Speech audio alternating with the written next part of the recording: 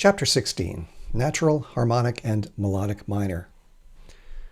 In Chapter 14, we learned about the natural minor scale and determined its construction from its relationship to the sixth degree of its relative major scale. We also examined its relationship to the parallel major, as shown here for the keys of C major and C minor. As you can see, the natural minor differs from its parallel major in three significant ways: the lowered third, the lowered sixth, and the lowered seventh scale degrees.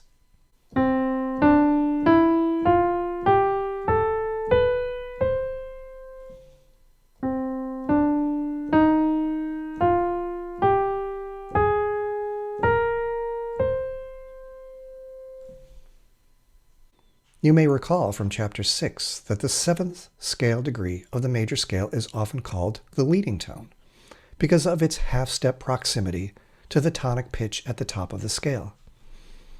This hardly seems an appropriate name for the seventh scale degree of the natural minor, as the pitch is a whole step away from the tonic pitch at the top of the scale and does not seem to have a strong tendency to want to lead to it. Listen again. Here's the C major scale with a leading tone half step that really does want to complete the scale because of that half step. And this is the minor scale. Listen.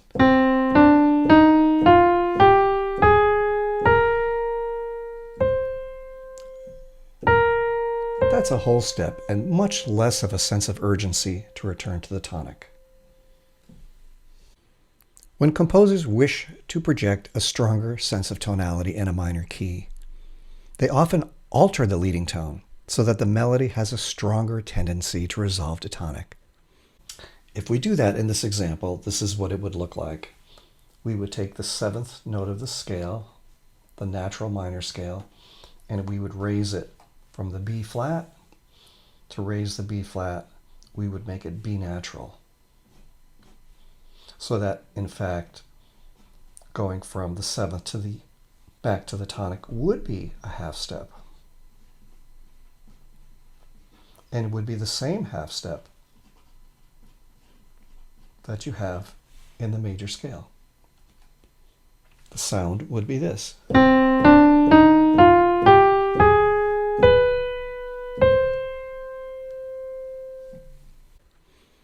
Consider the old English folk song Greensleeves, shown and heard here.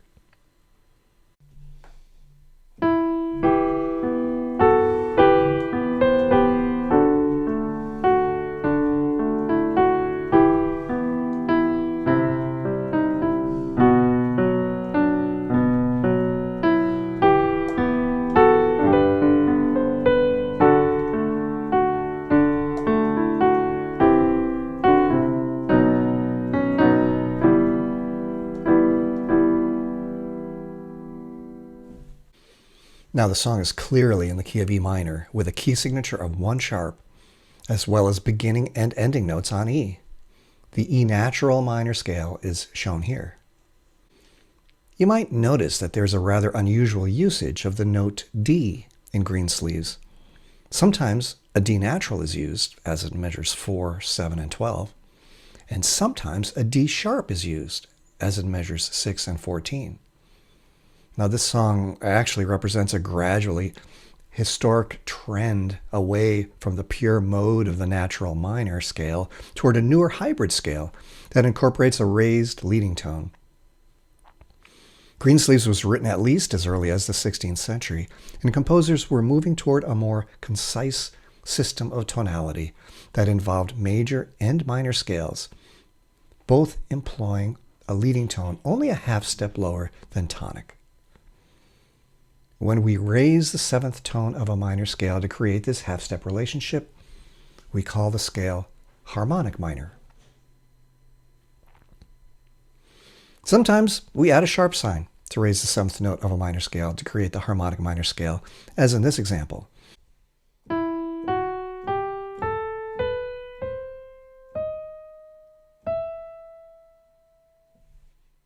But when the key signature itself places a flat on the seventh note, we need to add a natural sign to raise it, as shown here for the key of F minor.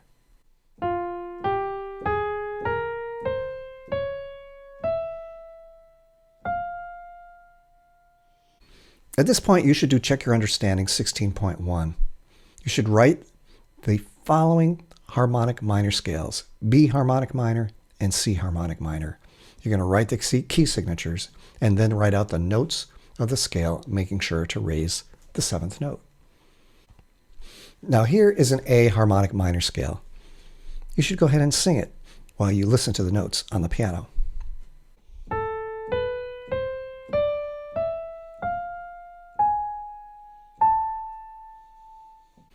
As shown in the musical notation and also on the keyboard, the raised leading tone of G sharp is clearly a half step lower than the tonic pitch A.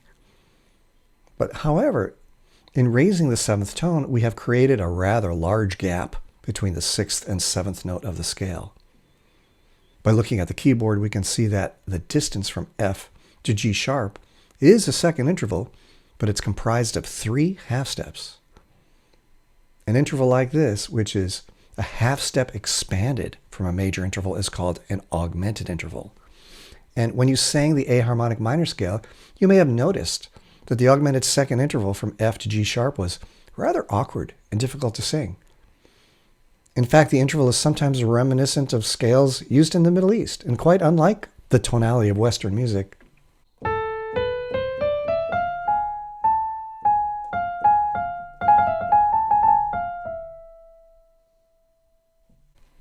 Now, while of course a perfectly acceptable and beautiful sound, the Western composers of the Common Practice period did not often use it in their compositions.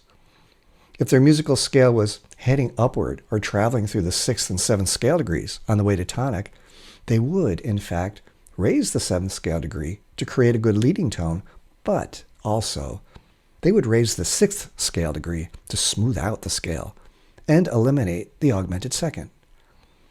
So if we want to get rid of this awkward interval between the F and the G sharp, that's 3 half steps, one thing we can do is to move this note half step higher. We'd put it right here and take it out there. Then you can see that the distance of these seconds, there's major second, minor second, is no longer that big 3 half step second. So instead of getting the sound of at the end, there's the F sharp, the G sharp, and the A. It's a much smoother sound. To do that in the music, we would raise the 6th note as well as the 7th note. Now here's an example by J.S. Bach that illustrates this.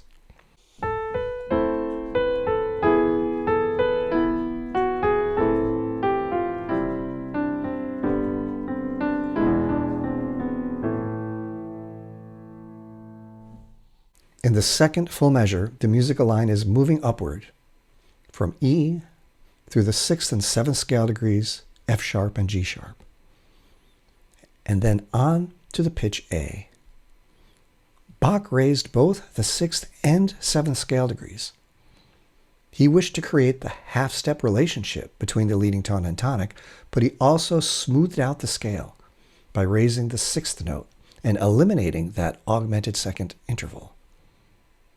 Now, interestingly, the end of the second measure illustrates quite a different treatment of the 6th and 7th scale degrees.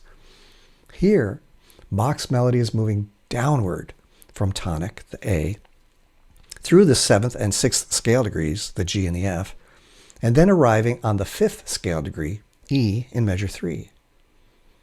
Because the melody was not moving upward toward tonic, he saw no need to raise the 7th scale degree. Without this alteration, there was also no need to raise the 6th degree either. It is common to treat these scales differently depending on whether the passage is moving upward toward tonic or downward and away from the tonic.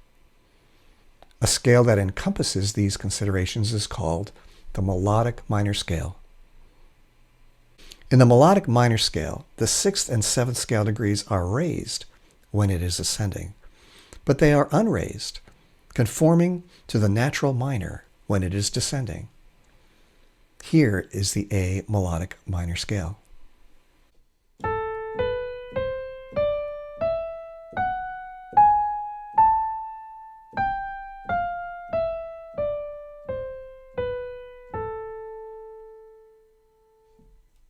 At this point, you should do Check Your Understanding 16.2, where you get to write a couple of melodic minor scales.